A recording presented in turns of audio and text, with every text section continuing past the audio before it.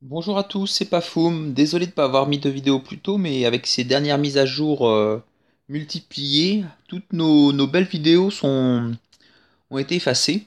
Donc d'ailleurs, je vais vous en montrer qu'une seule. Je voulais vous en montrer plusieurs, notamment un GOG sur d'un HTV8, mais malheureusement, il y a eu beaucoup de mises à jour et du coup, on en a perdu beaucoup et je les ai pas enregistrés au fur et à mesure et c'est un peu de ma faute. Mais quoi qu'il en soit, je vais quand même vous montrer une vidéo. Je vous préviens de suite, ça va pas être la plus jolie au monde. C'est une attaque séisme. Le but c'était de faire deux, car vous pouvez voir que l'attaquant c'est Snap et qu'il a que le roi. Donc du coup, lui, son but, nous en général, on marche comme ça dans le clan. Il y a ceux qui n'ont pas beaucoup de troupes ou ceux qui ont des héros en cours de up doivent assurer 2 étoiles sur du 9 ou doivent finir certains 8 s'il en reste. Donc là, en l'occurrence, il ne restait plus de 8, donc on a demandé à Snap d'assurer 2 étoiles. Je vous avais déjà montré une vidéo où on avait fait un 3 étoiles en séisme. Là, je vous avoue qu'autant sur l'autre vidéo, on avait espéré la faire. Enfin, l'idée, c'était quand même de faire 3 étoiles. Alors que là, l'idée, c'était vraiment d'assurer le 2 étoiles. Donc, je vais vous montrer. Donc, l'idée de cette attaque, c'était d'ouvrir en séisme au nord, entre le réservoir d'or et le réservoir d'élixir. Donc c'était tout simplement ça la consigne, afin que toutes les troupes redescendent et aillent vite sur l'hôtel de vite, et qui fassent comme ça 2 étoiles facilement. Mais vous allez voir que ça s'est pas tout à fait passé pareil. Bon, après, je vous avoue, sur ce type d'attaque, je pense pas qu'on... même Snap aurait pu dire qu'il allait faire 3. C'est juste que les troupes se sont finalement bien...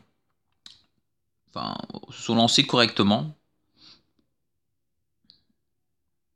Et que tout a bien suivi. Là, on peut voir d'ailleurs sur son attaque avant que lorsqu'il lance ses sorciers, il les lance de l'extérieur vers le nord. Et c'est ce qu'il faut faire pour justement nettoyer les côtés et éviter que les troupes partent sur les côtés. Et comme je vous l'avais dit, après le but c'était d'attaquer nord, on a fait le trou au-dessus, donc lui il a envoyé finalement toutes ses sorcières au-dessus. Et toutes ses troupes après en plein nord, on peut voir le roi, etc. pour être sûr que ça aille sur l'hôtel de ville, l'objectif étant évidemment de faire 2 étoiles. Donc d'un point de vue stratégique, c'est comme ça qu'on a tendance à marcher chez nous. C'est en général ceux qui ont leur héros qui sont en train de monter, bah, ils peuvent malgré tout faire des guerres de clans, à condition évidemment qu'il n'y ait pas 15 personnes qui soient en train de monter son roi ou sa reine. En général, il y a toujours une ou deux personnes qui montent un des deux. Et ces deux personnes-là peuvent continuer à faire les guerres et elles finissent les AGV 8 ou elles assurent 2 sur les AGV 9. Là, on peut voir que ça s'est bien passé, étant donné que ça a fait 3. En plus, le village était quand même quasi maxé. On peut juste voir que là, par exemple, le Tesla qui reste n'est pas maxé, mais tout le reste était maxé, à part les murs. D'ailleurs, on peut se demander si avec des murs neufs, ça se serait passé pareil, et ça se serait pas passé pareil, tout simplement parce que le roi, je pense qu'il serait mort avant. Il serait resté derrière le Tesla. Quoi qu'il y a le golem qui arrive, on peut pas savoir. Mais en tout cas, tout ça pour dire que les murs sont quand même importants. Souvent, on entend dire des gens que les murs sont pas importants. De toute façon, il y a le sort de saut. Oui, je pense que où il y a des gomoballs ou des gohogs, ça on est d'accord, mais des gens qui hybrident, il n'y en a pas non plus tant que ça, des clans où les gens hybrident. Donc les murs, ça reste quand même très important si on veut pas se prendre 3. Après, c'est sûr que le saut, un saut, ça va permettre de faire 2 facilement, de choper l'HDV.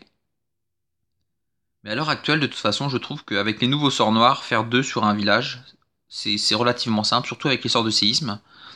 C'est des attaques assez... bah, avec des attaques où finalement tout est misé sur les dégâts au début, quoi, tout simplement. Voilà, une belle réalisation de Snap malgré tout. On va pas lui retirer ce mérite quand même d'avoir fait 3 étoiles sur un HDV 9 maxé avec une attaque séisme. Et l'autre chose aussi, c'est que souvent les gens, et je finirai là-dessus, font des attaques séisme avec en Go Whip. C'est vrai que le Go Whip c'est bien, les PK c'est super bien, ça c'est costaud, donc du coup sur les 30 premières secondes de combat, en général on les rage, ça va vite attraper l'HDV. Mais pour moi malgré tout le Go Oui ça reste la compo classique à utiliser si on veut espérer faire 3. Le Go Whip pour moi que ça soit même niveau HDV8 aussi, je trouve que ça reste malgré tout, à part sur certains villages, une composition pour faire du 2. Donc tant qu'à viser le 2 étoiles, nous on préfère faire du Go 8-8, comme ça on se dit que des fois ça peut passer, et puis ça passe malgré tout, comme je peux vous le montrer aujourd'hui, ça passe quand même régulièrement, on arrive quand même régulièrement à faire du 3 étoiles avec des Go 8-8. Donc si j'avais un conseil à vous donner, c'est plutôt de changer cette méthode, cette manière de jouer. Si vous n'êtes pas des fans des méthodes hybrides, ou si vous les maîtrisez pas, ou même si vous en faites, mais que des fois vous voulez assurer, bah, pour moi le Go 8-8 reste quand même largement mieux que le Go 8. Mais après c'est vraiment un avis personnel. Je vous remercie à tous et je vous dis à très bientôt pour d'autres vidéos.